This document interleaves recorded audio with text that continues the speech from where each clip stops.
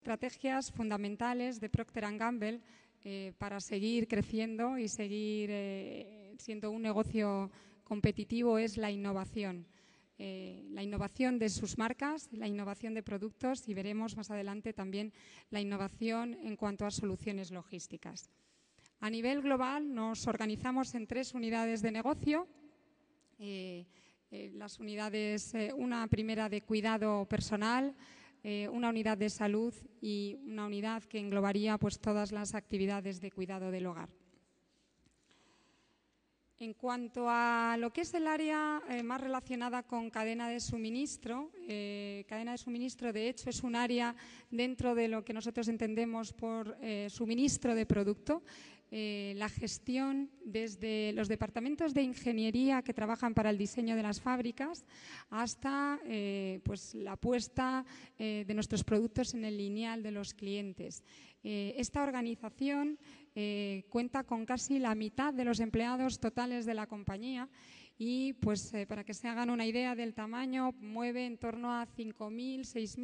6.000 camiones en Europa diariamente para llegar a los clientes, ¿no?, de esta región. Les decía al principio que la innovación pues es una de las estrategias de la compañía. Y yo diría que más que una estrategia es algo que forma parte de nuestra identidad, profundamente arraigada en nuestra forma de entender el negocio y de hacer negocio. Y como les decía antes, no solo en lo que es la innovación de producto y de marcas, sino la innovación de procesos, de sistemas y de operaciones que también, por supuesto, tocan el ámbito logístico.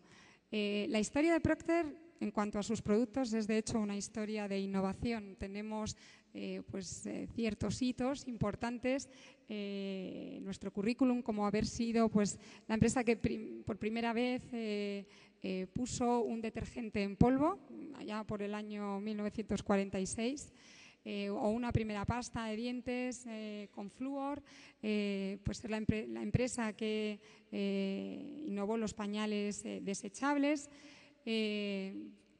Verán champús, anticaspa, en fin, distintos medicamentos, una mopa electrostática,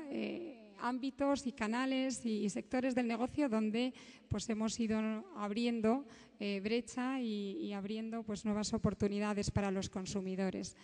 Recientemente, no sé si ya conocido por ustedes, pues puedo mencionar el lanzamiento de Ariel Gel, pues una nueva innovación en el área de detergentes que combina una textura en gel con una capacidad de lavado a 15 grados sumamente exitosa y que de nuevo además apuesta no solo por la innovación y la mejora de la vida de los consumidores, sino también por la sostenibilidad. Y especialmente interesante en el área de logística pues, ha sido, por ejemplo, el lanzamiento de Gillette Fusion, que supongo sí que es bien conocido, allá por principios del año 2007, pues una maquinilla que por primera vez actuaba con 5 hojas, pero que a nivel logístico, como les decía, sí que supuso un reto importante. Logística participó en el lanzamiento global, y aquí en concreto en España, en crear una operación en la que, después de llevar un tiempo anunciando el producto a través de los medios, nuestra intención era que un día determinado, a primera hora de la mañana, todas las tiendas de nuestros de nuestros clientes, tuvieran ese producto en la estantería. No hubo una introducción secuencial de la innovación, como ocurre en otras ocasiones, sino que queríamos partir de una estrategia que llamamos Harry Potter, un poco por el aspecto mágico que tenía pues el ser capaces de aparecer el día D con este producto en todas las tiendas. Más en concreto, llevando la innovación al ámbito de la cadena de suministro, por mencionarles también otro hito en nuestro currículum, pues Procter fue la primera compañía que pasó un producto a través de un escáner con el primer código de barras, ¿no? Allá por 1968 en unas cadenas de supermercados americanos, los supermercados Mars en Ohio. Pero si miramos, yo creo que lo que es ciertamente interesante es un poco el recorrido de los últimos casi 15 años de lo que es la evolución de la cadena de suministro en el sector de gran consumo.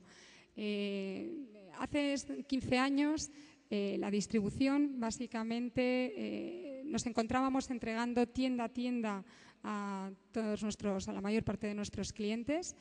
Nos encontrábamos hablándonos entre organizaciones de proveedores y clientes básicamente a través de las funciones comerciales, nuestros vendedores con los compradores de los clientes, y empieza a haber un primer cambio de mentalidad